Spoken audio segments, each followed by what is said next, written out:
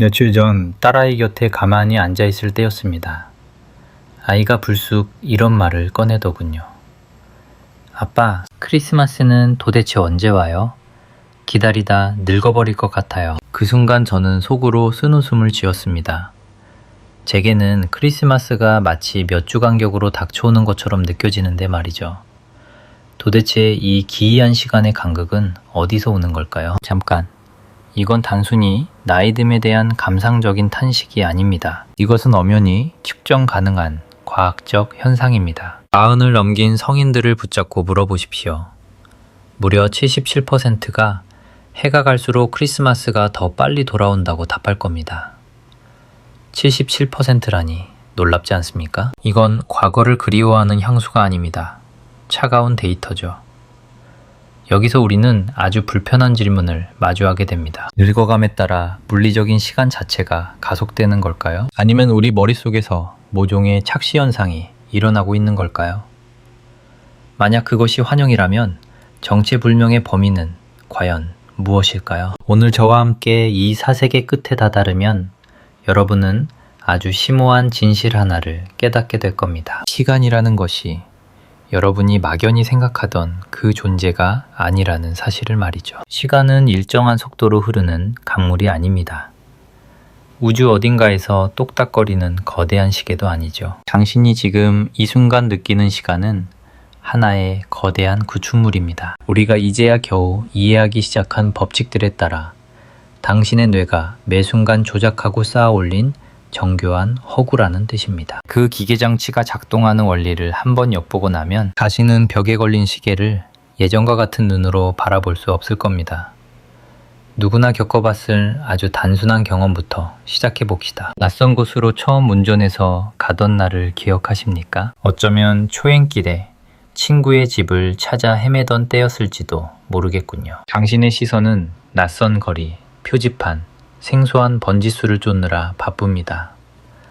모든 풍경이 날 것 그대로 당신에게 쏟아지죠. 그 모든 정보를 받아들이느라 목적지에 도착했을 땐 생각보다 꽤 멀구나 라고 느끼게 됩니다. 하지만 집으로 돌아오는 길은 어떻습니까? 똑같은 거리, 똑같은 경로, 똑같은 교통량인데도 말이죠. 이상하게도 귀갓길은 훨씬 짧게 느껴집니다. 순식간에 도착한 것 같죠? 도대체 무슨 일이 일어난 걸까요? 도로가 물리적으로 줄어들었을 리는 없습니다. 차가 빛의 속도로 달린 것도 아니죠. 변한 건 오직 당신뿐입니다. 이미 한번 봤던 풍경이니까요. 새로움, 즉 참신함이 사라져버린 겁니다. 이것이 바로 이 미스터리를 풀 첫 번째 열쇠이자 가장 거대한 단서입니다. 당신의 뇌는 모든 순간을 공평하게 기록하지 않습니다. 그럴 수도 없고요. 그랬다간 엄청난 에너지 낭비가 될 테니까요. 대신 뇌는 끊임없이 자문합니다. 이거 새로운 정보인가? 중요한가? 예전에 본 적이 있나? 그리고 그 대답에 따라 뇌는 그 순간을 고화질 사진으로 남길지 아니면 대충 훑어보고 흘려보낼지를 결정합니다. 당신이 어린아이였을 때를 떠올려 보세요. 세상 모든 것이 처음입니다. 매일매일이 미지의 세계와의 첫 만남이죠. 눈을 뜨면 새로운 모험이 기다립니다. 처음으로 두발 자전거의 균형을 잡던 순간, 학교라는 낯선 공간에 들어서던 첫날, 하늘이 찢어질 듯 울리던 천둥 소리, 바닥에 처참히 떨어져 버린 아이스크림을 보며 세상이 무너진 듯 울었던 기억들. 뇌는 이 풍요롭고 선명한 디테일들을 하나도 놓치지 않고 새겨 넣느라 과부하가 걸릴 지경입니다. 훗날 어른이 되어 그 시절을 회상하면 그 촘촘한 기억의 밀도가 마치 끝없이 펼쳐진 광활한 시간의 지평선처럼 느껴지게 합니다. 여름방학은 영원처럼 길었고 학창시절의 1년은 억겁의 세월처럼 느껴졌던 이유가 바로 그겁니다. 하지만 어른이 된 지금의 당신은 어떻습니까? 지난주 화요일과 이번 주 화요일이 얼마나 다릅니까? 작년과 올해는 또 얼마나 다를까요? 눈을 뜨고 이를 닦고 출근하고 다시 집으로 돌아와 멍하니 TV를 보다 잠이 듭니다. 그리고 이 굴레는 무한히 반복되죠. 건너뛰고 생략하고 스냅샷을 거의 찍지 않죠. 그리고 여기에 결정적인 함정이 숨어 있습니다. 우리가 지나간 시간을 되돌아볼 때 그 기간의 길이는 오로지 남아있는 기억의 양으로 판단됩니다. 기억이 별로 없으니 짧았던 것으로 착각하고 기억이 많으면 길었던 것으로 인식합니다. 당신의 뇌가 자신의 나태한 기록 습관을 감추기 위해 당신을 속이고 있는 셈입니다. 하지만 잠깐만요. 이건 퍼즐의 한 조각일 뿐입니다. 이것만으로는 모든 걸 설명할 수 없죠. 자, 시선을 조금 비틀어 볼까요? 이 현상을 바라보는 전혀 다른 관점, 즉 수학적인 시선이 있습니다. 이 이야기를 하려면 1800년대 독일로 거슬러 올라가 데버와 페이너라는 두 학자를 만나야 합니다. 그들은 인간의 감각, 즉 우리가 세상을 어떻게 지각하는지에 깊이 매료되어 있었습니다. 단순히 시간뿐만이 아닙니다. 빛, 소리, 무게, 그리고 촉각까지 말이죠. 데버는 아주 기발한 실험을 하나 설계했습니다. 그는 한 사람의 눈을 가리고 손에 줄을 쥐어준 뒤 물었습니다. 무게가 늘어난 게 느껴지면 말하시오. 그리고 그는 아주 흥미로운 사실을 발견했습니다. 만약 그 사람이 1kg을 들고 있었다면 50g 정도만 더해도 무게의 변화를 알아챘습니다. 하지만 10kg을 들고 있을 땐 어땠을까요? 50g 따위는 전혀 느끼지 못했죠. 최소한 500g은 더해야 비로소 무거워졌다고 느꼈습니다. 변화를 감지하기 위해 더해야 하는 양은 이미 가지고 있는 양이 얼마냐에 따라 달라진다는 뜻입니다. 페이너는 이 발견을 한 단계 더 발전시켰습니다. 그는 이렇게 선언했죠. 이 관계는 직선적인 비례가 아니다. 로그 함수를 따른다. 도대체 이게 무슨 의미일까요? 우리의 감각이 세상을 압축된 눈금으로 받아들인다는 뜻입니다. 가벼운 짐을 들고 있을 땐 아주 작은 무게만 더해져도 그 존재감이 묵직하게 다가옵니다. 반면 이미 무거운 짐을 짊어지고 있다면 훨씬 더 큰 무게를 더해야만 겨우 차이를 느낄 수 있죠. 수식으로 표현하면 이렇습니다. 우리가 느끼는 감각의 강도는 실제 자극의 강도의 로그를 취하고 거기에 특정 상수를 곱한 값과 같습니다. 자, 여기서부터가 진짜입니다. 이 법칙을 시간이라는 미지의 영역에 대입해 봅시다. 당신의 인생에서 1년이라는 시간을 하나의 물리적 자극이라고 상상해 보세요. 5살배기 아이에게 1년은 자신이 살아온 모든 경험의 20%에 해당합니다. 실로 거대한 양이죠. 존재 전체의 5분의 1이나 되니까요. 그 아이의 우주에서 1년은 그토록 장대하게 느껴집니다. 하지만 50세가 된 어른에게 1년은 어떨까요? 고작 인생의 2%에 불과합니다. 아주 미미한 조각. 계산해서 무시해도 좋을 오차범위 수준이죠. 똑같이 365일이 흐르고 똑같이 사계절이 순환합니다. 하지만 50년이라는 거대한 세월을 배경으로 두면 그 1년은 흔적조차 희미해집니다. 데버와 페이너의 법칙을 시간 자체에 적용하면 소름 끼치도록 놀라운 예측이 나옵니다. 우리가 느끼는 시간의 흐름은 로그 곡선을 그린다는 것이죠. 삶의 초반부 그 몇 년은 영겁처럼 길게 느껴질 겁니다. 그러다 나이를 먹을수록 1년이 전체 삶에서 차지하는 비중이 줄어들며 시간은 가속도가 붙은 듯 점점 더 빠르게 질주하게 됩니다. 그리고 정말 섬뜩한 점은 이 수학적 계산이 수백만 명이 호소하는 주관적인 경험과 정확히 맞아떨어진다는 사실입니다. 이건 단순한 기분 탓이 아닙니다. 그 뒤엔 냉철한 수식이 버티고 있습니다. 젊은 친구들을 위해 좀 더 피부에 와닿게 설명해 볼까요? 여러분이 10살이라면 1년은 인생의 10%를 차지합니다. 하지만 50살이 되면 1년은 고작 2%로 쪼그라들죠. 시계바늘은 똑같이 움직였는데도 말입니다. 감각적으로 따져보면 50살의 1년은 10살 때보다 무려 5배나 빠르게 스쳐 지나가는 겁니다. 만약 운 좋게 장수하여 80살이 된다면 1년은 고작 인생의 1.25%밖에 되지 않습니다. 어린 시절보다 시간이 16배나 빠르게 증발해버리는 셈이죠. 이건 시적인 비유가 아닙니다. 이것은 정신물리학입니다. 무게, 밝기, 소리의 크기를 처리할 때 쓰는 압축 알고리즘을 당신의 뇌가 시간에도 똑같이 적용하고 있다는 증거입니다. 자, 여기서 고개를 갸웃거리는 분들도 계실 겁니다. 교수님, 그건 심리학 이야기 아닙니까? 약속했던 물리학은 어디 갔죠? 라고 묻고 싶으시겠죠? 타당한 지적입니다.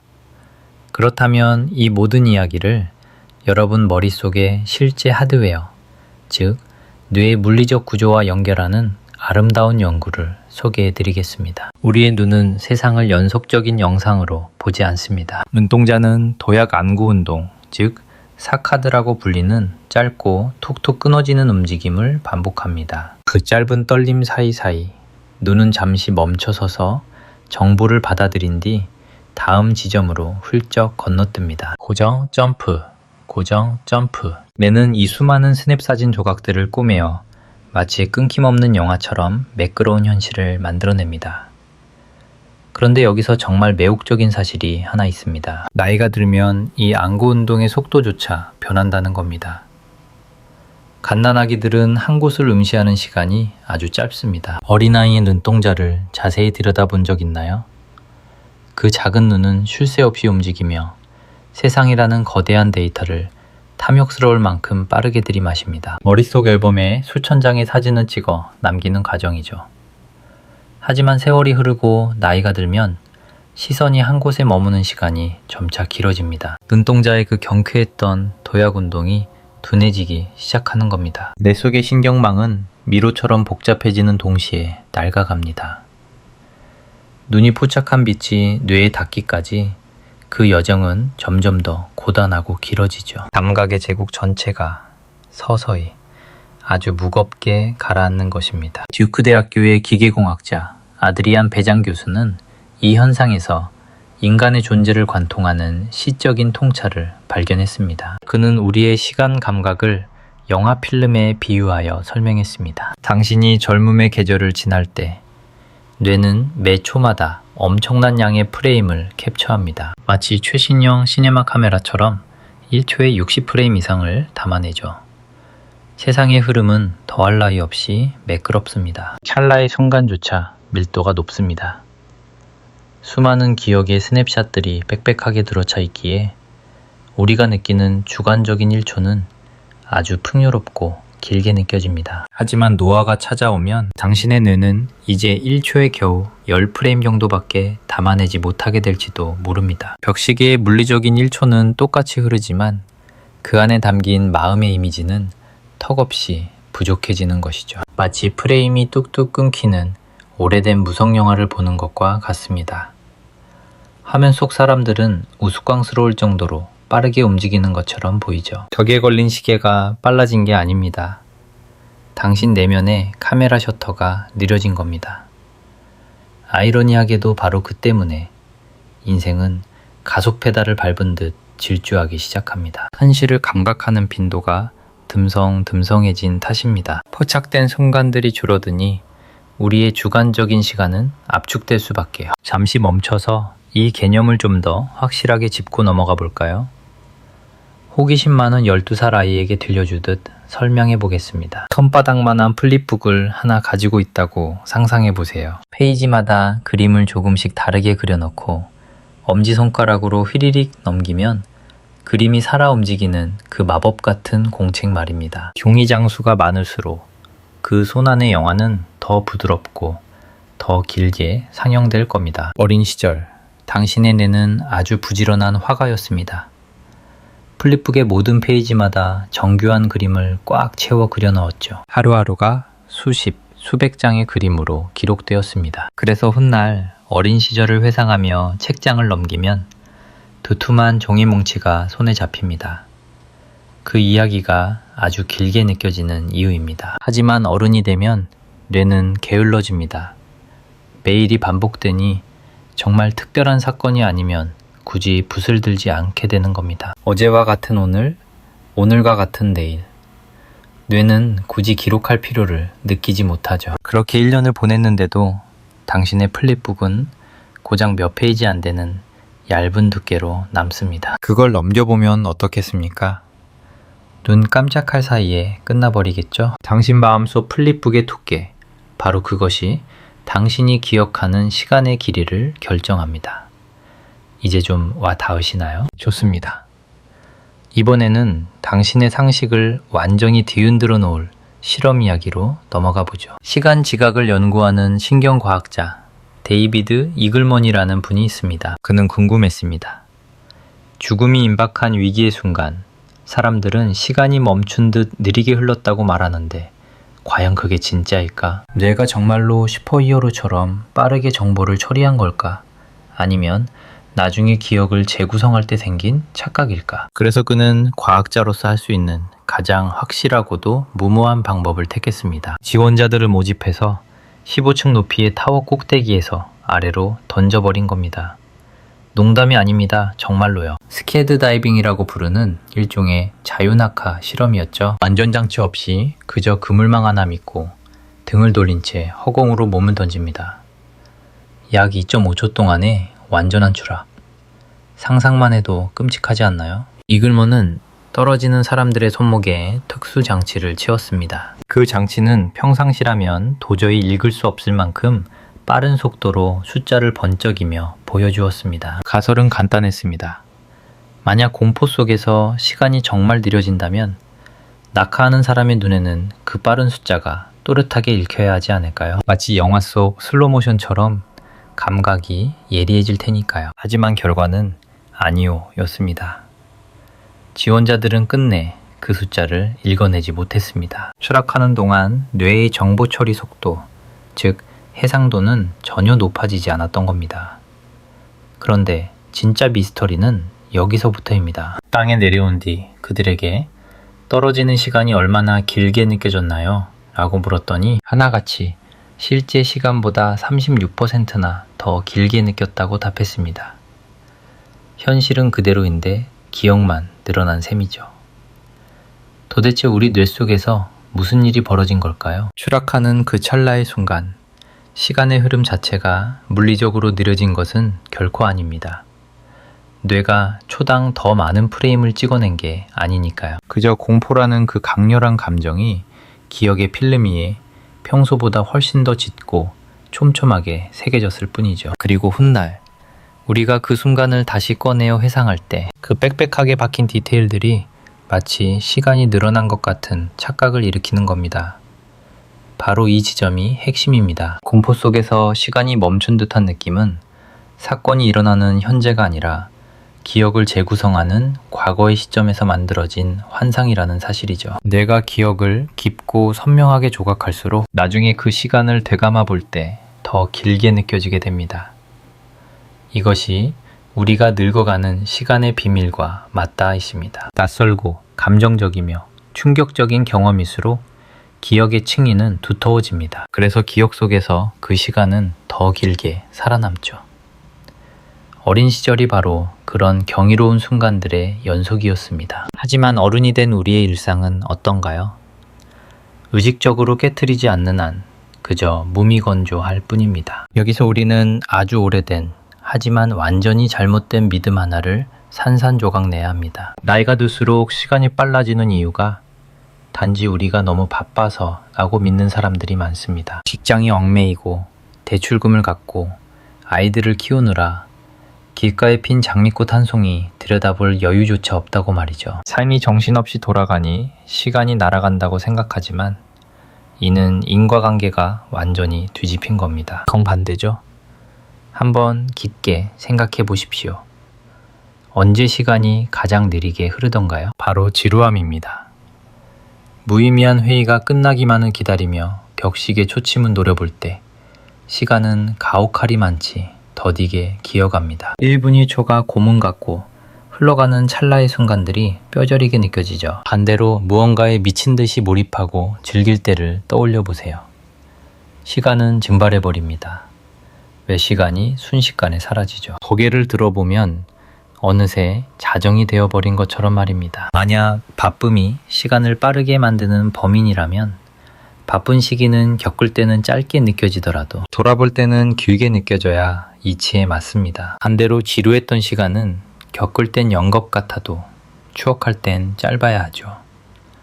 연구 결과도 정확히 이와 일치합니다. 이것이 바로 시간의 역설 혹은 휴가의 역설이라 불리는 현상입니다. 낯선 여행지에서 매일 새로운 풍경을 마주할 때, 미지의 공간을 탐험할 때, 그 순간의 시간은 화살처럼 지나갑니다. 하루가 눈 깜짝할 새 사라지죠. 하지만 훗날 여행에서 돌아와 그 시간을 복기해보면 풍성하게 채워진 기억 덕분에 마치 영원처럼 긴 시간을 보낸 듯한 충만함이 남습니다. 반면 집안에 틀어박혀 아무것도 하지 않은 지루한 일주일은 어떤가요? 견디는 동안은 끝이 보이지 않습니다. 허나 나중에 돌이켜보면 기억할 만한 알맹이가 단 하나도 남아있지 않습니다. 기억은 한 점으로 압축되어 소멸해버리죠.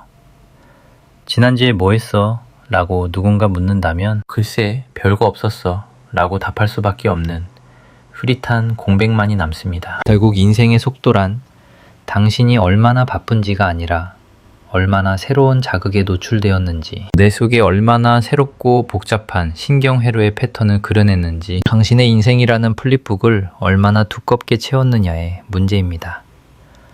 여기서 또 하나의 매혹적인 조각, 회고 절정에 대해 이야기해 봅시다. 심리학자들은 노인들에게 지나온 삶의 기억들을 무작위로 꺼내보라고 요청했습니다. 그들의 인생 전체를 통틀어 말이죠. 그리고 그 기억들을 연령별로 나열해 보니 기이한 그래프가 그려졌습니다. 하나의 거대한 산봉우리가 솟아오른 겁니다. 바로 15살에서 25살 사이의 구간입니다. 사람들은 유독 이 시기의 기억을 압도적으로 많이 끄집어냅니다. 늦은 사춘기에서 초기 성인기로 이어지는 그 시절 말이죠. 단순히 오래된 기억이 잊혀진다는 망각곡선의 법칙으로는 설명할 수 없을 만큼 선명하게 남아 있습니다. 도대체 왜일까요? 그 시기에 무슨 마법이 있었던 걸까요? 그건 바로 처음이라는 단어가 지배하는 시기이기 때문입니다. 생애 첫 입맞춤, 첫 직장, 부모 품을 떠난 첫 독립, 그리고 처음 내명의로 된 자동차, 가슴 찢어지는 첫 이별과 세상에 홀로 선 듯한 자유의 천막까지 모든 것이 낯설었습니다. 모든 감각이 날카롭게 살아있었고 뇌는 그 모든 강렬한 자극을 미친 듯이 기록해야만 했습니다. 바로 그런 이유 때문에 우리 대부분에게 15에서 25 사이의 그 10년은 인생의 그 어떤 시기보다도 길고 찬란했던 대서사시로 기억되는 것입니다. 물리적인 시간이 늘어진 게 아닙니다. 30이 넘어서도 내가 미친 듯이 새로운 기억들을 쌓아 올리고 있었기 때문이죠. 하지만 대부분의 사람들에게 그토록 설레던 처음의 순간들은 점차 줄어듭니다. 삶은 지루한 쳇바퀴가 되고 기억들은 희미한 덩어리로 뭉개지며 시간은 가속 페달을 밟은 듯 빨라지죠. 그러나 절망할 필요는 없습니다. 여기 우리를 구원할 희망이 남아있으니까요.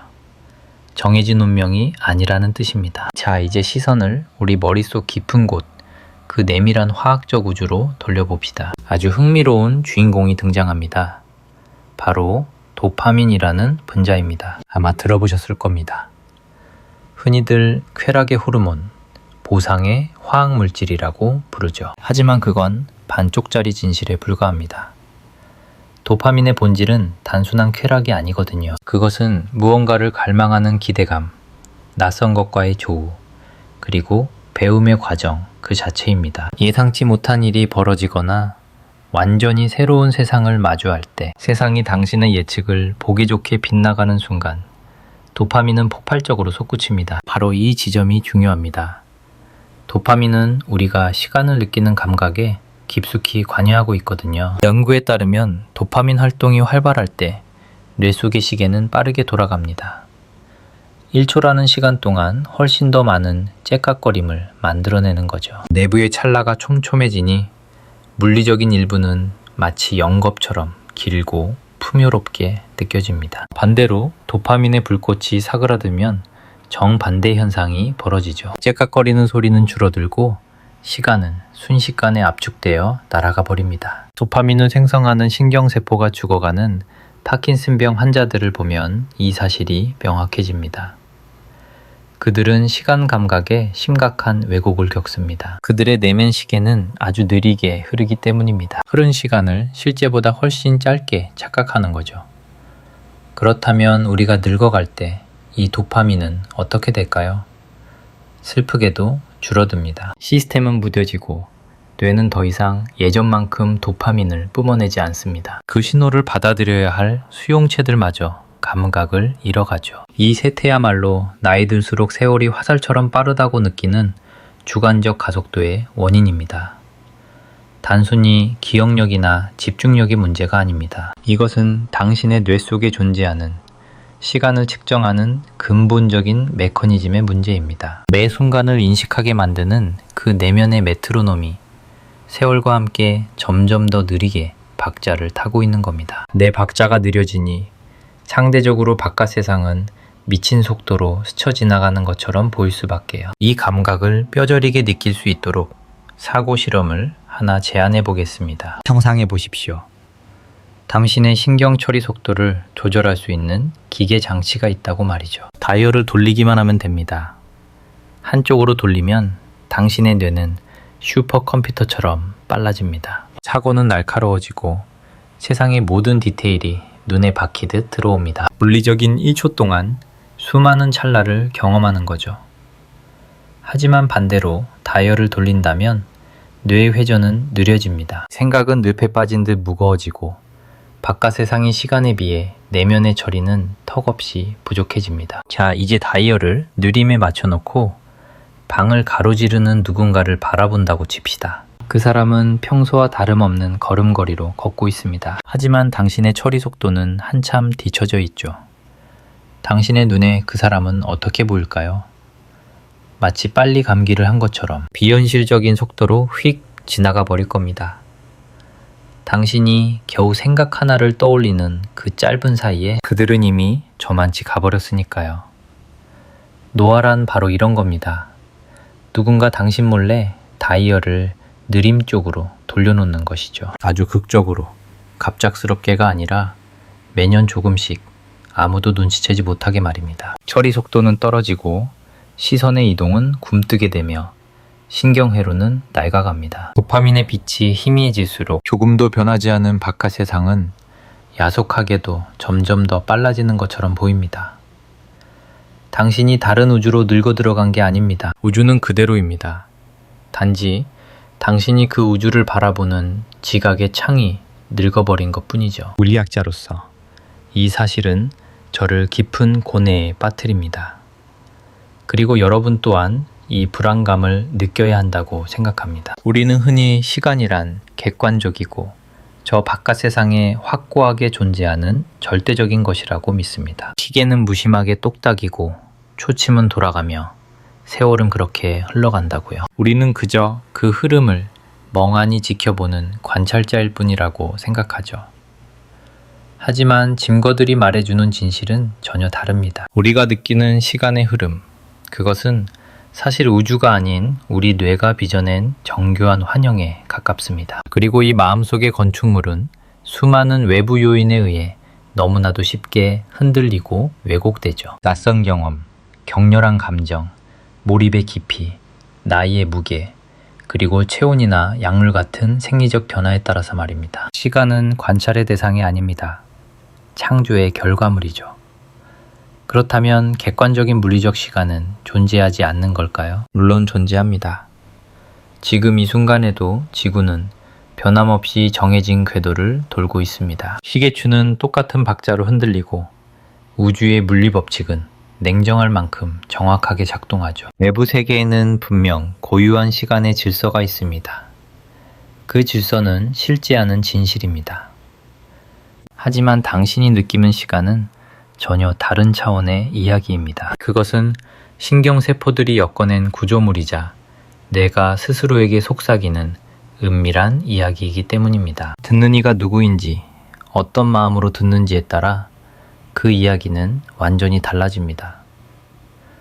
이 사실이 던지는 의미는 실로 심오합니다. 이것은 곧 우리가 마주하는 현실의 본질을 꿰뚫는 하나의 진실을 가리킵니다. 같은 노을을 바라보는 아이와 노인은 결코 같은 찰나를 살고 있는 게 아니라는 뜻입니다. 망막에 닿는 빛의 입자는 같고 눈앞의 물리적 현상 또한 동일하지만 그들이 감각하는 시간의 길이와 경험의 질감은 완전히 다릅니다. 두 사람은 같은 공간에 머물러도 서로 다른 시간의 우주를 유영하고 있는 셈입니다. 자, 이제 좀 더 피부에 와닿는 이야기, 우리 삶을 바꿀 수 있는 실질적인 제안을 하나 해보려 합니다. 앞서 제가 언급했던 플립북을 기억하시나요? 페이지 두께가 지나간 시간의 무게를 결정한다는 그 비유 말입니다. 다행히도 우리는 그 페이지의 두께를 조절할 수 있는 펜을 쥐고 있습니다. 물론 뇌가 늙어가는 자연의 섭리를 거스를 수는 없습니다. 젊은 날 솟구치던 도파민을 그대로 되살릴 수도 없겠죠. 아기의 눈처럼 빠르고 예민하게 세상을 담을 수도 없습니다. 하지만 새로움이라는 변수는 우리 손에 달려 있습니다. 쳇바퀴 같은 일상을 부수고 낯선 자극 속에 자신을 던져보십시오. 배우지 않았던 기술을 익히고 가보지 않은 길을 걷고 모르는 이와 눈을 맞추세요. 당신의 뇌가 깜짝 놀랄 만한 일을 버리는 겁니다. 진정 새로운 순간을 마주할 때마다 뇌는 배를 켜고 집중합니다. 정보를 깊이 새겨놓고 새로운 신경망의 지도를 그려내죠. 바로 그 과정이 기억을 만듭니다. 아주 밀도 높고 통성한 기억의 지층을 말이죠. 훗날 뒤돌아보았을 때 시간이 묵직하게 느껴지게 만드는 그런 기억들입니다. 실제로 노년에도 왕성한 정신활동을 유지하는 사람들, 이른바 슈퍼에이저라 불리는 이들을 연구해보면 흥미로운 사실이 드러납니다. 그들은 동년배보다 훨씬 더 선명한 시간 감각을 유지하고 있었습니다. 완벽하진 않더라도 말이죠. 신경세포의 노화는 피할 수 없지만 끊임없는 호기심과 새로움이 그 충격을 못 이기게 만든 것입니다. 만약 당신이 시간의 감각을 지키고 싶다면 가장 피해야 할 최악의 선택은 바로 무미건조한 반복에 안주하는 것입니다.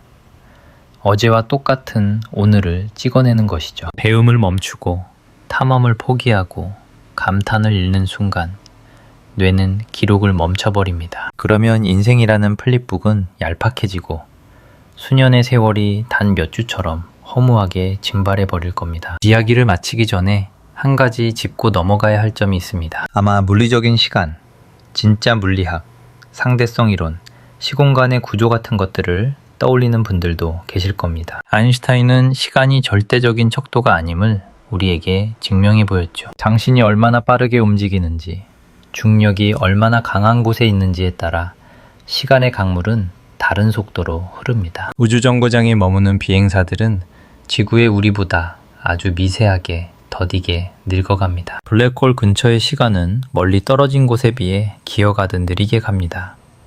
이것은 측정 가능한 엄연한 현실입니다. 하지만 핵심은 따로 있습니다. 우리가 일상에서 마주하는 속도나 중력장 안에서 이런 상대론적 효과는 먼지처럼 미미합니다. 나이가 들수록 세월이 화살처럼 스쳐가는 현상은 물리학 탓이 아니라는 겁니다. 그 현상의 진원지는 오로지 당신의 머릿속에 있습니다. 시공간의 휘어짐이 아니라 당신의 신경회로가 휘어지는 방식과 관련이 있죠.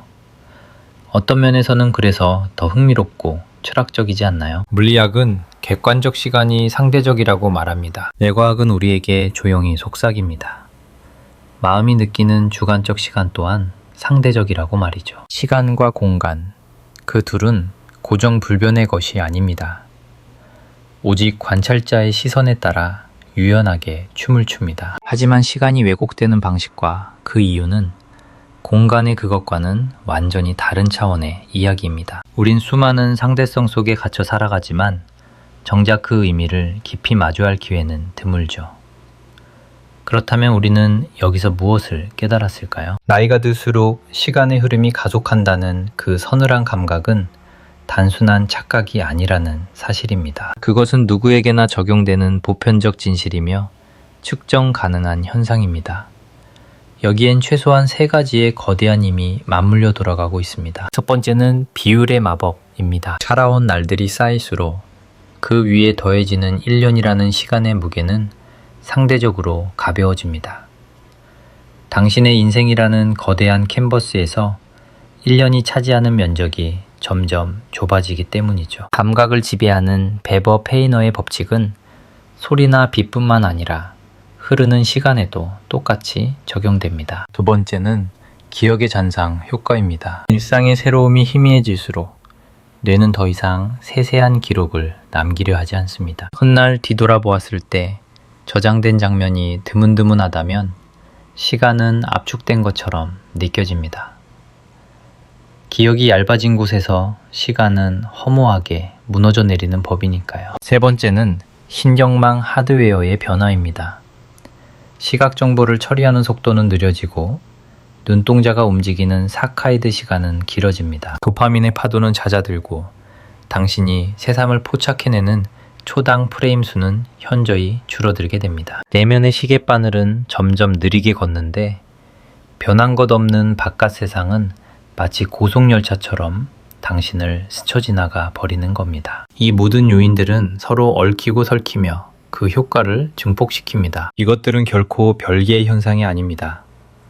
하나의 거대한 톱니바퀴처럼 맞물려 우리를 같은 결말을 향해 밀어붙이고 있죠. 어린 시절의 여름방학은 영원처럼 길게 느껴지게 하고 어른이 된 우리 시간은 눈 깜짝할 새 흐릿하게 사라지게 만드는 공모자들입니다. 하지만 바로 이 지점에 희미하지만 분명한 희망의 빛이 서려 있습니다. 이 현상의 근원이 외부가 아닌 당신의 내면에 있다는 사실을 깨닫는 순간 그 흐름에 영향을 미칠 수 있는 힘이 생기기 때문입니다. 시간을 완벽하게 지배할 수는 없어도 저항할 수는 있습니다.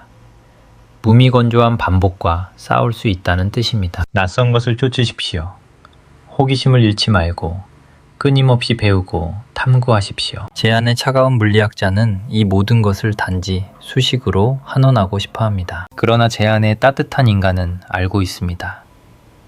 이것은 결국 유한한 삶을 어떻게 채워나갈 것인가에 대한 실존적인 질문이라는 것을요. 무엇을 눈에 담고 무엇을 기억에 새길 것인가?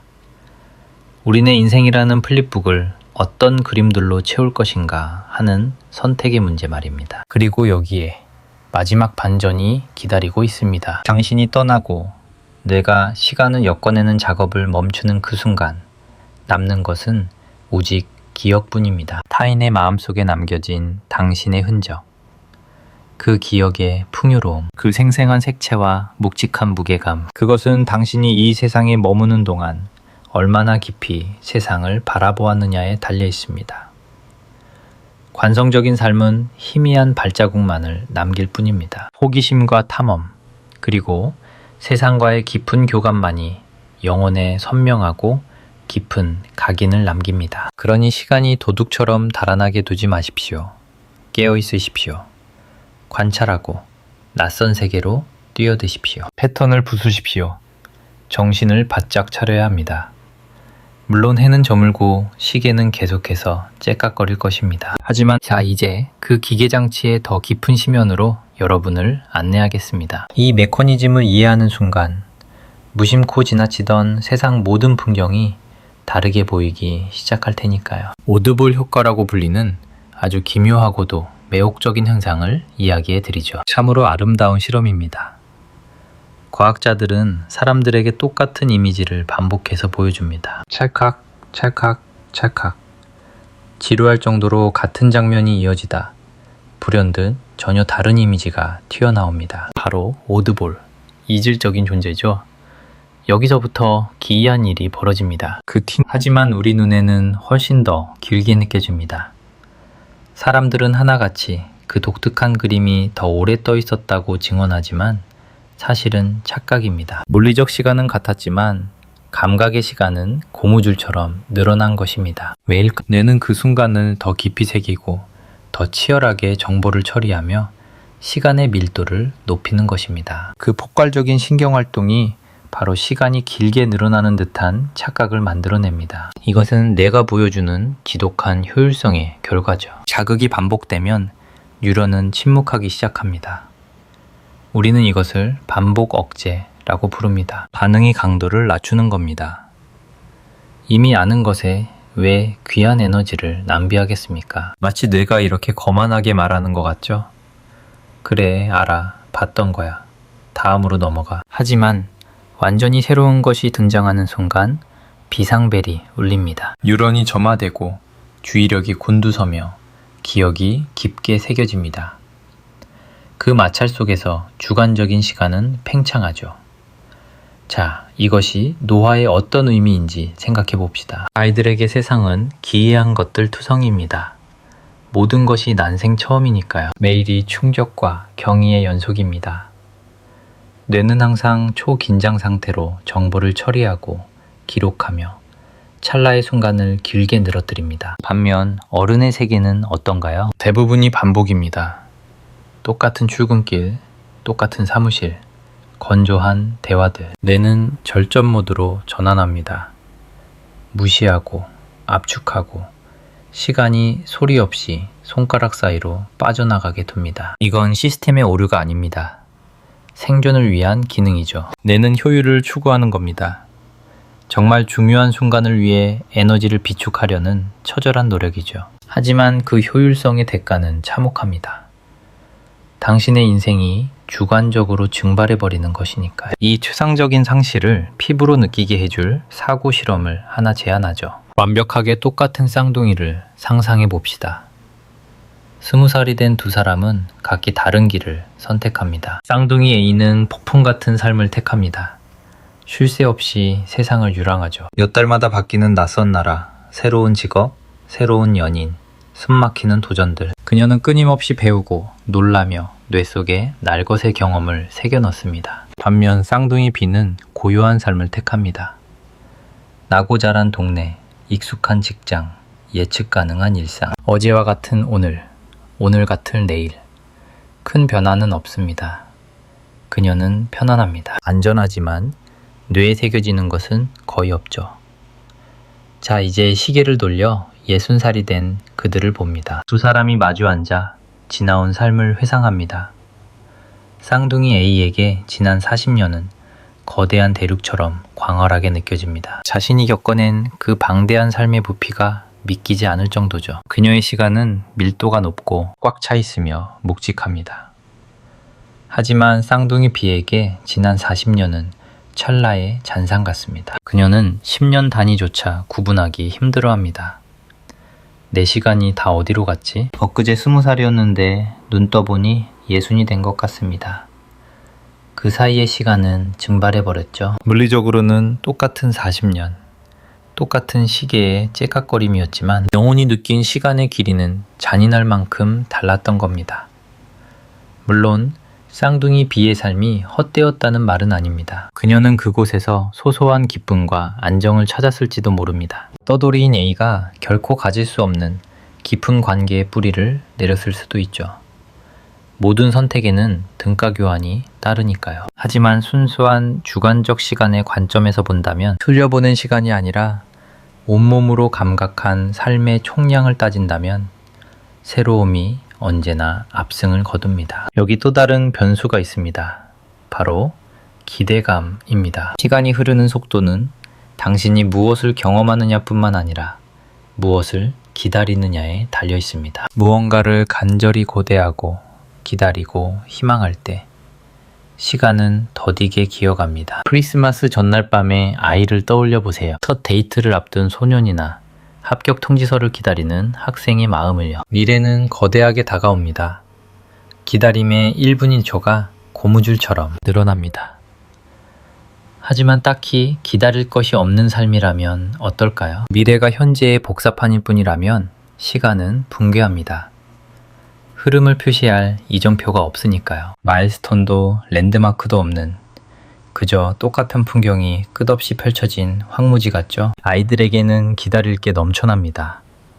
생일, 명절, 그리고 여름방학이라는 해방감까지. 학교 수업이 끝나는 종소리, 다가오는 주말의 해방감, 그리고 손꼽아 기다리던 드라마의 다음 에피소드까지. 어린 시절의 달력은 이처럼 가슴 뛰게 하는 약속들로 빼곡히 채워진 보물지도와도 같았습니다. 그 설렘의 밀도가 시간의 간격을 무한히 늘려놓곤 했지요. 기다림조차 달콤한 고통이었으니까요. 하지만 어른이 된 우리의 시간은 어떤가요? 새로운 설렘은 증발해버렸습니다.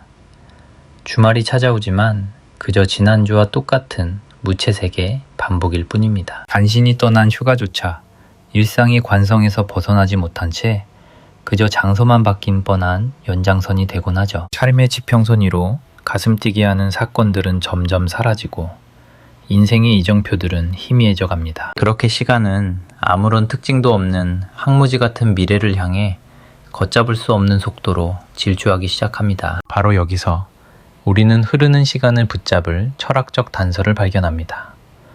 기다림의 대상을 스스로 창조하는 것입니다. 달력의 빈칸은 채우십시오.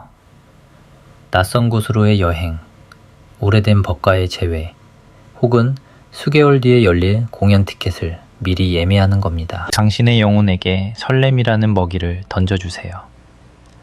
그 기다림의 순간 속에서 비로소 시간은 다시금 느리게 흐르기 시작할 테니까요. 이제 심리학자들이 시간의 랜드마크라 부르는 매혹적인 개념을 탐구해 보려 합니다. 거친 바다 위에 떠 있는 부표처럼 특정 사건들은 우리 기억 속에서 단단한 닷새 역할을 합니다. 그것들은 흘러가는 시간 속에서 날카롭게 솟아올라 혼란스러운 과거를 정돈하고 질서를 부여하는 구심점이 되어주죠. 보편적으로 우리 삶을 되돌아보면 학사모를 던지던 졸업식, 영혼을 맹세하던 결혼식 같은 순간들이 바로 그 랜드마크입니다. 첫 아이의 울음소리, 낯선 도시로의 이사, 인생을 건 이직, 그리고 사랑하는 이를 떠나보낸 상실의 순간들 말입니다. 이 사건들은 너무나도 강렬한 중력을 지니고 있어서 우리는 무의식적으로 그 주변에 다른 작은 기억들을 배치하게 됩니다. 그건 우리가 결혼하기 전이었지.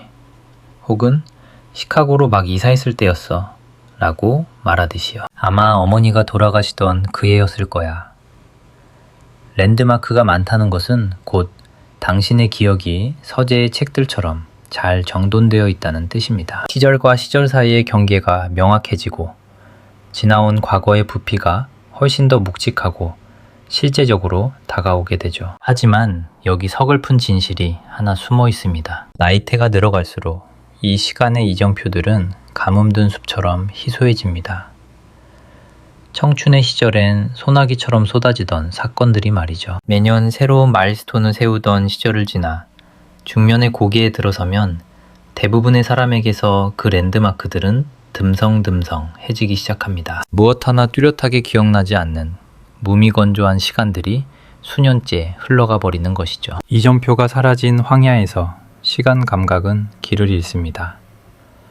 1년이라는 시간의 경계가 무너지고 서로 뒤엉켜버립니다. 과거는 형체를 잃고 마치 안개처럼 희미해져 갑니다. 사건의 순서는 뒤죽박죽이 되고 긴 세월이 한 점으로 압축되어 버리는 듯한 착각에 빠집니다.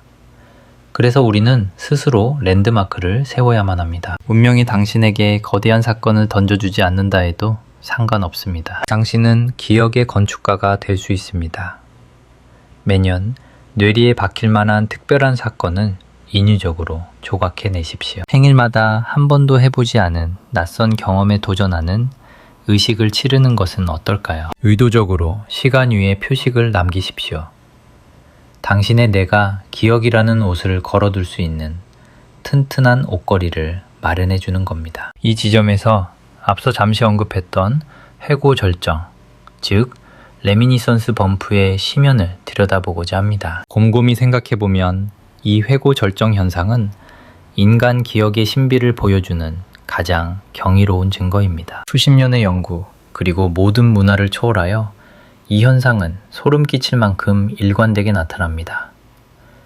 40이 넘은 누군가에게 지나온 삶을 회상해보라고 청해보십시오. 그럼 그들은 약속이라도 한 듯 기묘한 패턴을 그려낼 것입니다. 10대에서 30대 사이의 기억은 산맥처럼 솟아올라 있지만 그 이후의 시간은 마치 황량한 사막처럼 기억이 메말라 있는 현상 말이죠. 일부 학자들은 이것을 자아의 탄생과 연결짓습니다. 청소년기와 청년기는 나는 누구인가 라는 질문에 답을 찾아가는 격동의 시기입니다. 가슴 시린 첫사랑, 부모 품을 떠난 첫 독립, 그리고 내 인생을 결정짓는 진로와 관계에 대한 무거운 선택들. 이 경험들은 훗날의 그 어떤 사건보다도 우리의 영혼 깊숙한 곳에 뿌리를 내리고 자아와 얽혀 있습니다. 말 그대로 나를 규정하는 기억들, 자아정의 기억이기에 뇌리에 영원히 각인되는 것입니다. 반면 새로움의 힘에 주목하는 학자들도 있습니다. 10대에서 30대라는 구간은 인생의 그 어느 때보다 처음이라는 단어로 가득 차 있습니다. 모든 것이 최초의 충격으로 다가오죠. 우리가 이미 확인했듯이 뇌는 처음을 귀빈처럼 특별 대우하여 저장합니다. 그리고 어떤 이들은 생물학적인 뇌의 구조를 지목하기도 합니다. 우리의 뇌가 20대 중반 무렵까지도 여전히 성장과 완성을 향해 치열하게 공사 중이라는 사실 말입니다. 어쩌면 그 시절 찰나를 영혼으로 바꾸는 우리 뇌의 기록 장치가 가장 완벽하게 작동했던 것일 수도 있겠죠. 아직 굳지 않은 연한 신경조직 위에 새겨진 기억들은 세월의 풍파를 견디는 힘이 남다른 법입니다. 마치 젖은 시멘트 위에 쓴 글씨가 굳어버린 콘크리트 위에 쓴 것보다 더 깊고 선명하게 남는 것처럼 말입니다. 아마 이 모든 요인이 복합적으로 작용했을 겁니다. 생물학적 활력, 세상의 새로움, 그리고 자아의 형성이라는 거대한 물결이 모두 한 방향을 가리키고 있으니까요. 이 모든 것들이 공모하여 우리가 청춘이라 부르는 그 10년을 특별하게 만들어버립니다. 돌이켜보면 그 어떤 시기보다 길고 풍요로웠던 시간으로 말이죠. 하지만 제 가슴을 진정으로 아리게 하는 진실은 따로 있습니다. 만약 회고절정 현상이 청춘을 그토록 길게 느껴지게 만드는 이유라면 그 이후의 모든 시간이 찰나처럼 스쳐 지나가는 이유 또한 바로 그것이기 때문입니다. 유년기를 영원처럼 늘려주던 그 마법 같은 기제가 어른의 시간을 순식간에 증발시키는 범인이라는 뜻입니다. 동전의 양면처럼 하나를 얻으면 반드시 다른 하나를 내주어야 하죠. 우리 뇌에는 청춘을 위한 시계와 성인을 위한 시계가 따로 존재하지 않습니다. 오직 하나의 시간 측정 시스템만이 존재할 뿐이고 그것은 새로움과 강렬한 감정 그리고 나라는 존재의 의미에 반응하여 작동합니다. 젊은 날에는 이 모든 재료가 차고 넘치죠. 반면 어른의 삶은 치열하게 저항하지 않는 한 이 재료들이 고갈되기 마련입니다. 자, 여기서 잠시 수면에 대한 이야기를 해볼까 합니다. 뜬금없어 보일 수 있겠지만 조금만 들어보십시오. 잠이란 단순한 휴식이 아니라 뇌가 기억을 단단하게 굳히는 시간입니다. 하루 동안 겪은 수많은 경험 중 무엇을 남길지 결정하고 단기 저장소에 있던 기억을 영구 보존실로 옮기는 작업이 이때 이루어지죠. 잠은 제대로 못 잔다는 건 이 기록 과정이 무너진다는 뜻입니다. 경험들이 머릿속에 달라붙지 못하고 흘러내려 버리는 겁니다. 플립북의 페이지를 연필로 그렸다가 아침이 오기도 전에 지우개로 지워버리는 꼴이죠.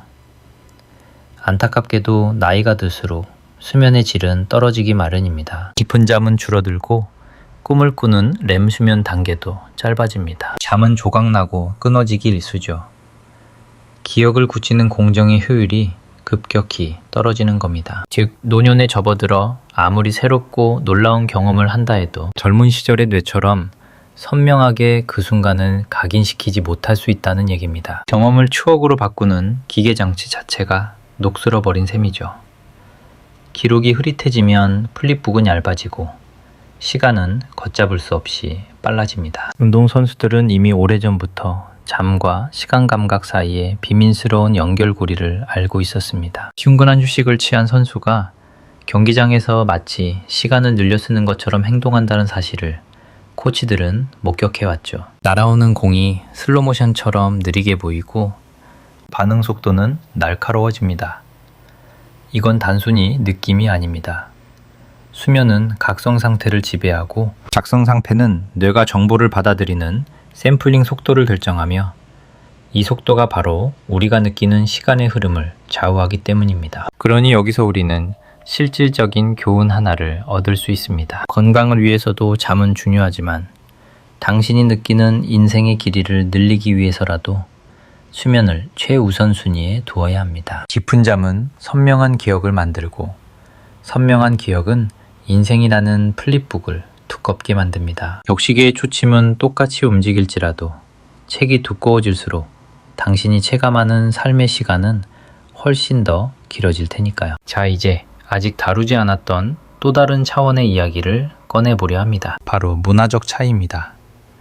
제가 지금까지 설명한 연구 결과들의 대부분은 서구에 교육받은 산업화된 사회, 즉 특정 계층의 사람들을 대상으로 한 것입니다. 심리학계에서도 최근 이러한 표본이 인류 전체를 대변할 수 없다는 자성의 목소리가 커지고 있죠. 그렇다면 과연 나이가 들어도 시간이 가속하지 않는 문화권이 존재할까요? 삶을 조직하는 방식에 따라 시간의 압축을 거부할 수 있는 길이 있는 걸까요? 증거가 명확하진 않지만 몇 가지 흥미로운 단서는 발견되었습니다. 세대 간의 유대감이 끈끈하게 유지되는 사회, 대가족의 울타리 안에서 살아가며 공동체의 의식과 전통에 깊이 뿌리박은 사람들은 파편화된 개인주의 사회에 사는 사람들보다 시간의 수축을 훨씬 덜 겪는 것으로 보입니다. 이유가 뭘까요? 아마도 전통이 시간의 흐름 속에 뚜렷한 이정표를 세워주기 때문일 겁니다. 그것은 단조로운 일상에 쉼표를 찍고 반복되는 삶 속에서도 필연적인 새로움을 만들어내니까요. 축제의 계절은 어김없이 돌아오지만 그 풍경이 매년 똑같은 것은 아닙니다. 마치 강물이 흐르듯 축제의 공기는 미묘하게 달라져 있죠. 낯선 얼굴들이 그 자리를 채우고 익숙했던 이들은 떠나갔으며 아이들은 어느새 훌쩍 자라 있습니다. 그 흐름 속에는 연속성이 존재하지만 그 연속성의 틈바구니에서 변화는 꿈틀댑니다. 그리고 우리의 뇌가 강렬하게 각인하는 것은 평온함이 아닌 바로 그 변화의 순간들입니다. 핵가족이라는 작은 울타리 안에 갇힌 현대 서구식 삶을 들여다봅시다. 개인의 성취에만 몰두하고 영혼 없는 자극이 쉴 새 없이 쏟아지는 이 환경은 어쩌면 시간을 무자비하게 압축해버리는데 최적화된 감옥일지도 모릅니다. 정보의 홍수 속에 살고 있지만 정작 가슴을 뛰게 할 새로움은 메말라 버렸습니다. 분주하게 움직이지만 의미 있는 변주는 찾아보기 힘듭니다. 그렇게 우리의 뇌는 서서히 무감각해져 갑니다. 기억을 기록하는 내면의 시스템이 게으름을 피우기 시작하고 그 틈을 타 시간은 쏜살같이 달아나 버리죠. 물론 지금 당장 문명을 등지고 깊은 산속의 전통마을로 들어가자는 이야기는 아닙니다. 다만 옛사람들의 삶을 지탱하던 구조 속에 어떤 지혜가 숨어 있을지 모른다는 겁니다. 의식과 모임들, 그리고 계절처럼 예측 가능하면서도 그 안에서 끊임없이 다채로운 변주를 만들어내는 전통의 순한 말입니다. 이러한 것들은 현대의 광적인 속도감이 앗아간 시간의 밀도를 다시금 촘촘하게 채워줄지도 모릅니다. 자, 이제 흩어진 이야기 조각들을 모아 하나의 선명한 그림으로 맞춰보겠습니다. 여러분의 사유를 돕기 위해 흥미로운 실험 하나를 소개하죠. 연구자들은 다양한 연령대의 사람들에게 눈을 감고 마음속으로 정확히 2분이 지났다고 느껴질 때를 가늠해보라고 요청했습니다. 그저 가만히 앉아서 속으로 숫자를 세다가 대기 10초가 흘렀다고 확신하는 순간 버튼을 누르는 간단한 실험이었죠. 15살에서 29살 사이의 젊은 참가자들은 평균 150초가 지난 후에 버튼을 눌렀습니다. 꽤 정확했죠. 그들의 내면 시계는 현실 세계의 시간과 거의 완벽하게 동기화되어 있었던 겁니다. 하지만 50살에서 89살 사이의 장년층은 달랐습니다. 그들은 평균 87초 만에 버튼을 눌러버렸습니다. 그들의 감각으로는 이미 2분이라는 시간이 흘러갔다고 느꼈던 것이죠. 하지만 실제로는 1분 30초 남짓 지났을 뿐이었습니다. 이 결과가 우리에게 속삭이는 진실은 무엇일까요? 그들의 내면 시계바늘이 너무 빨리 돌고 있었거나 아니면 그들의 관점에서 세상이 너무 느리게 흐르고 있었던 겁니다. 외부의 물리적 시간이 흐르는 동안 그들이 쌓아 올리는 내면의 시간 조각들은 턱없이 부족했습니다. 마음속으로 120을 세웠을 때 세상의 시계는 겨우 87을 가리키고 있었으니까요. 이건 단순히 과거를 회상할 때 생기는 기억의 착각이 아닙니다. 현재를 느끼는 시간의 지각 그 자체에 근본적인 균열이 생긴 것입니다. 늙어가는 뇌 속에서 시간을 지휘하는 내면의 박동기가 젊은 날과는 다르게 뛰고 있다는 증거죠. 그리고 이 현상은 앞서 제가 잠시 언급했던 존재, 바로 도파민과 깊게 연결되어 있습니다. 파킨슨병이라는 무거운 짐을 지고 살아가는 환자들의 이야기를 잠시 들려드리겠습니다. 아시다시피 파킨슨병은 뇌의 흑질이라는 곳에서 도파민을 생산하는 뉴런들이 서서히 빛을 잃어가는 병입니다.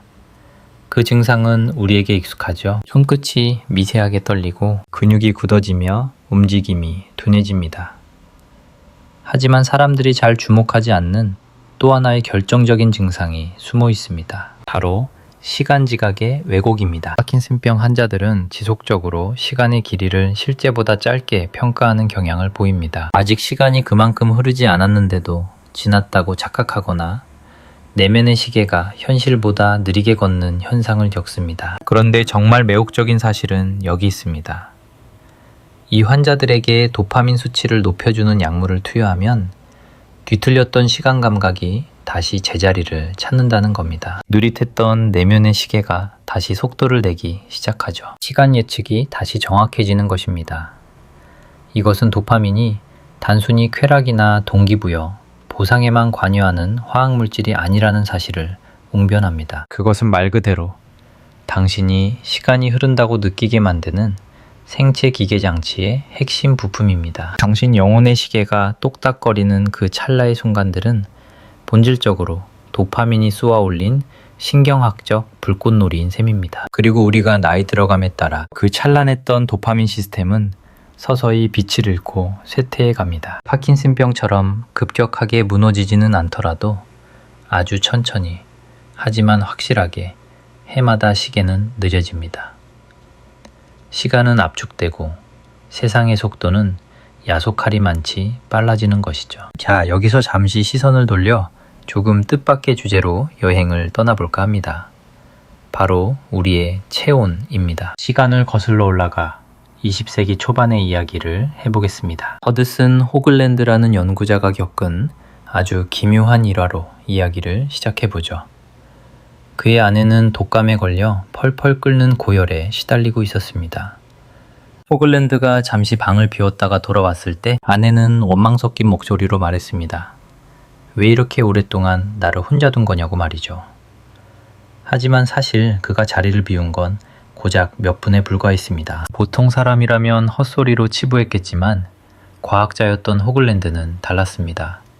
그는 이 현상을 놓치지 않고 실험을 감행했죠. 아내의 열이 오르내리는 틈을 타 그녀가 체감하는 시간의 흐름을 온도별로 측정하게 한 것입니다. 그리고 거기서 소름 돋는 규칙성을 발견해냈습니다. 체온이 오르면 오를수록 그녀 몸속의 시계는 미친 듯이 빨리 돌아가고 있었던 겁니다. 고열 상태에서 아내는 시간을 과대평가했습니다.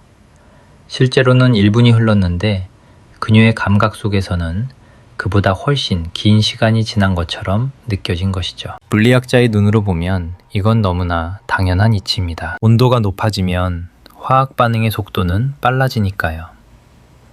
만약 우리의 의식이라는 시계가 뇌세포의 화학적 진동이나 신경의 박동으로 작동하는 것이라면 뜨거워진 뇌는 더 빠른 템포로 시간을 조각내고 있었던 셈입니다. 실제로 이후 수많은 연구들이 이 서늘한 진실을 증명해냈습니다. 체온을 높이면 우리가 느끼는 주관적인 시간은 가속합니다. 반대로 체온을 낮추면 시간은 끈적하게 늘어집니다. 더운 환경에 있는 사람들은 시간을 실제보다 짧게 느끼고 추운 곳에 있는 사람들은 같은 시간을 훨씬 길게 느낀다는 것이죠. 자, 여기서 이런 의문이 들 겁니다. 도대체 이게 늙어가는 것과 무슨 상관이냐고요? 여기 아주 흥미로운 사실이 하나 있습니다. 지난 1세기 동안 인류의 평균 체온은 서서히 식어가고 있다는 점입니다. 과거 기록들을 비교해보면 현대인은 1800년대 중반의 사람들보다 섭씨 0.6도 정도 더 차가운 몸을 가지고 살아갑니다. 물론 측정 방식의 차이에서 오는 오차일 수도 있겠지만 본질적인 변화인 것은 분명해 보입니다.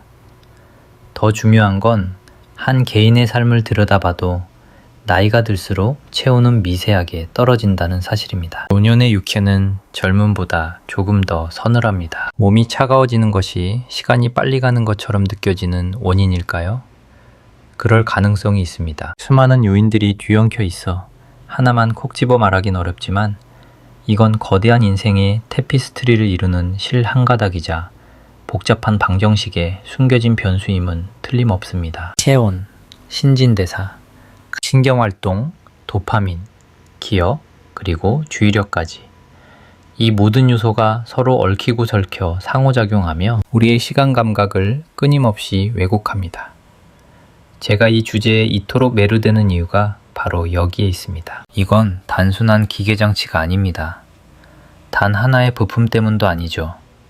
거대하고 유기적인 시스템의 문제입니다. 그리고 당신이 변해가듯 이 시스템도 변합니다. 시각의 세계로 시선을 돌려보죠. 아직 할 이야기가 더 남았습니다. 우리의 눈은 단순히 빛을 받아들이는 단일한 수용체가 아닙니다. 어둠을 감지하는 막대세포, 색채를 입히는 원뿔세포 등 다양한 센서들이 존재하고, 이들은 각기 다른 속도로 정보를 처리하는 신경회로를 통해 뇌와 연결됩니다. 젊음의 한복판에 있을 때 이 시스템은 절정의 효율을 자랑합니다. 신호는 번개처럼 흐르고 뇌는 쏟아지는 정보를 순식간에 통합해내죠. 그래서 아주 빠른 깜빡임도 감지해낼 수 있습니다. 이걸 임계융합 주파수, 줄여서 CFF라고 부르는데요. 깜빡이던 빛이 마치 멈춰있는 연속된 빛처럼 보이기 시작하는 그 경계의 속도를 말합니다. 젊은이들은 이 CFF 수치가 상당히 높습니다. 노인의 눈에는 보이지 않는 미세한 떨림조차 젊은 눈은 놓치지 않죠. 여기서 시간과의 연결고리가 등장합니다. CFF 수치가 높다는 건 세상을 더 잘게 쪼개서 샘플링하고 있다는 뜻입니다. 1초라는 시간 안에 더 많은 장면을 포착해내는 것이죠. 이렇게 촘촘하게 수집된 순간들이 모이면 우리가 느끼는 시간의 밀도는 훨씬 더 짙고 풍성해집니다. 하지만 나이듦과 함께 CFF 수치는 떨어집니다. 시각 시스템은 세상의 빠른 변화를 따라잡지 못하게 되죠. 세상을 담아내는 프레임 속도가 느려지고, 그와 함께 우리가 느끼는 시간의 밀도 또한 옅어집니다. 어떤 연구자들은 생사가 오가는 위기의 순간에 시간이 멈춘 듯 느려지는 이유를 여기서 찾기도 합니다. 교통사고가 나는 찰나나 추락하는 순간, 혹은 공포스러운 무언가에 쫓길 때 뇌는 생존을 위해 초각성 상태로 돌입합니다. 스트레스 호르몬이 온몸을 휘감으며 감각을 극도로 예민하게 만들죠. 우리 신경계의 시스템, 어쩌면 시각적 표본 추출 속도 자체가 일시적으로 빨라지는 것일지도 모릅니다. 찰나의 순간에 더 많은 프레임이 찍히고 시간의 밀도가 높아지며 세상이 느리게 흐르는 것처럼 보이죠. 하지만 앞서 짚어드렸듯 공포를 느끼는 순간 실제로 시간 해상도가 높아진다는 증거는 학계에서도 여전히 논쟁의 대상입니다. 그 슬로모션 현상은 실시간으로 느껴지는 감각이라기보다는 기억이 뇌에 새겨지는 방식에 더 가까워 보입니다. 당신의 뇌는 그 공포스러운 순간을 비현실적일 정도로 정밀하게, 아주 깊게 조각해 놓습니다. 그리고 훗날 그 기억을 다시 꺼내어 재생할 때 그 풍부한 정보량 때문에 마치 시간이 길게 늘어난 것처럼 느끼는 것이죠. 그럼에도 불구하고 우리 뇌 속에 시간의 흐름을 조절할 수 있는 기계 장치가 존재한다는 사실은 꽤나 흥미롭지 않습니까? 특정한 상황이 닥치면 시간의 다이얼은 분명히 돌아갑니다. 단지 우리가 그 다이얼을 마음대로 돌릴 수 없고 영원히 멈춰 세울 수도 없다는 게 문제일 뿐이죠. 이제 시선을 조금 돌려 망원경 효과라고 불리는 현상에 대해 이야기해 봅시다. 이것은 최근에 일어난 일은 아주 먼 과거처럼 느껴지고, 반대로 까마득한 옛일은 바로 어제처럼 생생하게 느껴지는 기묘한 현상입니다. 시간의 양쪽 끝이 찌그러지며 압축되는 것이죠. 사람들에게 거대한 뉴스 사건이 언제 일어났는지 물어보면 그들은 놀라울 정도로 정형화된 오답을 내놓곤 합니다. 최근의 사건들은 기억의 저편으로, 실제보다 더 뒤로 밀려나고, 오래된 사건들은 현재 쪽으로 당겨집니다. 시간선 전체가 마치 아코디언처럼 눌려벼 버리는 겁니다. 그리고 이 효과는 나이가 들수록 더욱 강력해집니다. 노년층은 젊은 층보다 훨씬 심한 망원경 현상을 겪습니다. 사건의 발생 시점에 대한 감각이 점점 더 심하게 왜곡되어 가는 것이죠. 도대체 왜일까요? 그 이유는 우리가 계속 이야기해온 주제와 맞닿아 있습니다. 강렬하고 독특한 기억이 줄어든다는 건 시간의 흐름 속에 닻을 내릴 랜드마크가 사라진다는 뜻입니다. 모든 해가 흐릿하게 뭉개져 하나로 합쳐지면 그 일이 도대체 몇 년도에 일어났는지 가늠할 길을 잃게 되죠. 그게 5년 전이었던가 아니면 10년 전이었던가, 서로를 구분해줄 특징이 없으니 대답할 수 없는 겁니다. 곰곰이 생각해보면 이는 꽤나 섬뜩한 진실입니다. 나이가 들수록 시간이 빨리 흐르는 것처럼 느껴질 뿐만 아니라 사건의 시점에 대한 현실 감각조차 믿을 수 없게 된다니 말이죠. 과거는 안개 속처럼 흐릿해집니다. 시간의 질서가 무너져 내립니다. 가속도 때문에 미래를 잃어버리는 것도 모자라 왜곡 때문에 과거마저 잃고 있는 셈입니다. 여기서 제가 특히 충격적이라고 느꼈던 연구 결과 하나를 소개해드리고 싶습니다. 과학자들은 영화를 보고 있는 사람들의 뇌 활동을 면밀히 관찰했습니다. 기능적 자기공명 영상 장치를 이용해 매 순간 뇌의 어떤 부위가 불을 밝히는지 들여다본 것이죠. 그리고 그곳에서 아주 흥미로운 패턴을 발견했습니다. 우리 뇌는 영화를 끊김없는 하나의 흐름으로 처리하지 않았습니다. 대신 그 경험을 뚝뚝 끊어진 개별적인 신경 사건들로 재구성하고 있었죠. 뇌가 특정 상태에 머무르는 안정적인 구간이 있고 그 다음 새로운 상태로 도약하는 전이 구간이 존재했습니다. 이 상태의 변화들이야말로 인지적 사건들을 구분짓는 경계선이 됩니다. 자, 여기서 가장 핵심적인 발견이 나옵니다. 똑같은 영화를 보는데도 노인들의 뇌에서는 젊은이들에 비해 신경 상태의 전이가 훨씬 적게 일어났습니다. 그들의 뇌는 하나의 상태에 더 오래 머물렀습니다.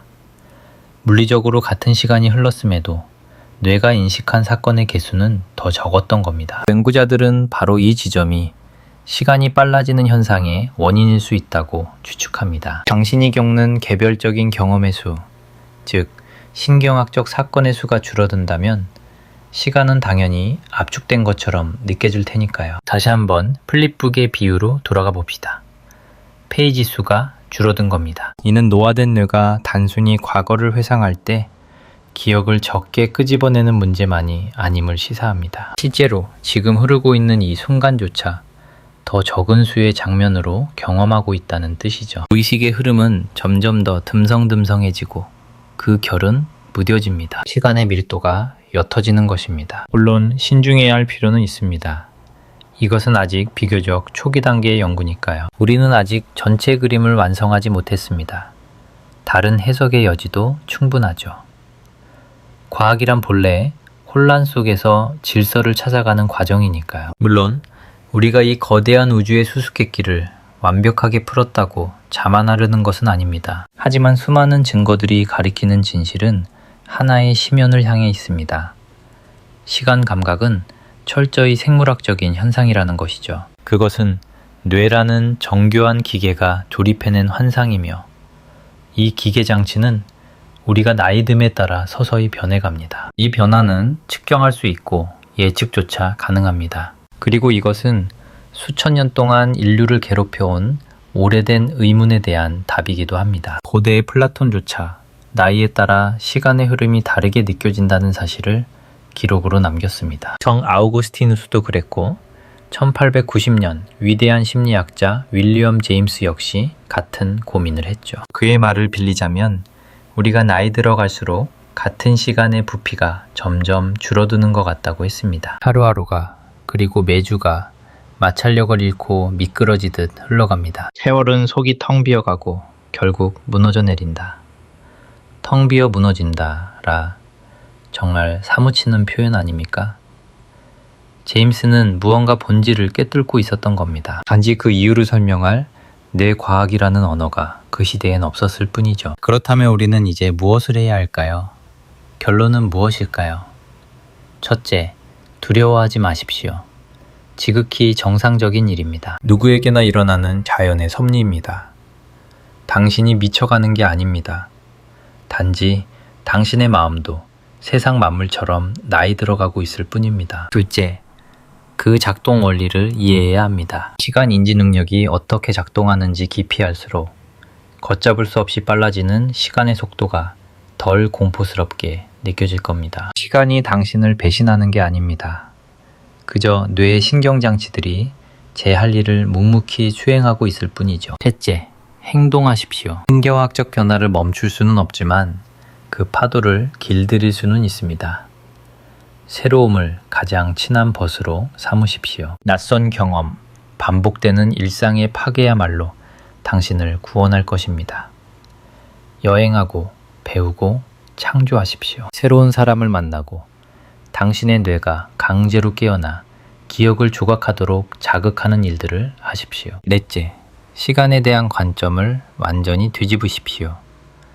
물리적인 시계의 바늘로만 당신의 인생을 측정하는 것을 멈춰야 합니다. 비록 빠르게 스쳐 지나가는 것처럼 느껴질지라도 풍요로운 경험으로 가득 찬 삶은 지루하게 늘어지기만 하는 텅 빈 일상보다 훨씬 더 고귀합니다. 목표는 시간을 억지로 붙잡아 늘리는 게 아닙니다. 그 빈 공간을 의미로 채우는 것입니다. 마지막 다섯째, 시간의 흐름 속에 던져진 의식 있는 존재로서의 기묘함을 음미하십시오. 시간은 보이는 것과는 다릅니다. 언제나 그래왔죠. 시계는 기계적인 방식으로 당신에게 거짓말을 하고 당신의 뇌는 심리적인 방식으로 거짓말을 합니다. 진실은 그 둘 사이 어딘가 기묘하고도 아름다운 지점에 숨어 있습니다. 당신은 시간이라는 강물에 휩쓸려 떠내려가는 무기력한 나뭇잎이 아닙니다. 당신은 시간 경험을 스스로 건축해 나가는 주체적인 설계자입니다. 당신이 주의를 기울이는 모든 순간, 기억을 새기는 행위, 새로운 경험 하나하나가 강물의 흐름 그 자체를 바꿉니다. 그것이 바로 힘이고 자유의지입니다. 물리학이 심리학과 조우하고 혈압과 입맞춤하며 당신이 존재한다는 그 불가해한 기적과 만나는 지점입니다. 무가 아닌 유로서 당신이 지금 여기에서 무언가를 느끼고 있다는 사실 말입니다. 낭비하지 마십시오. 목류병 환자처럼 흐릿하게 하루를 걷지 마십시오. 반복이라는 늪에 빠져 뇌가 절전 모드로 꺼지게 두지 마십시오. 깨어 있으십시오. 호기심을 잃지 마십시오. 인생이라는 책의 페이지를 두껍게 만드십시오. 결국 마지막 순간에 우리에게 남는 유일한 자산은 시간뿐이니까요. 그리고 당신이 얼마나 많은 시간을 감각하고 얼마나 밀도 있게 체험하며 얼마나 풍성하게 기억할지는 오직 당신에게 달렸습니다. 시계는 무심하게 계속 똑딱거리겠지만 그 똑딱거리는 소리의 틈새를 무엇으로 채울지 결정하는 건 당신입니다. 그리고 그것이야말로 후회 없는 삶을 위한 물리학입니다. 감사합니다. 자, 여러분께 질문 하나 던지겠습니다. 만약 인생의 한 시기로 돌아가 그때 느꼈던 시간의 속도를 다시 경험할 수 있다면, 그래서 하루하루를 어린 시절처럼 영원히 지속될 듯 길게 누릴 수 있다면 언제로 돌아가시겠습니까? 댓글로 여러분의 이야기를 들려주세요. 여러분이 다시 한번 살아보고 싶은 순간이 언제인지 무척 궁금하군요. 아주 느리게 흘러가는 어느 하루, 그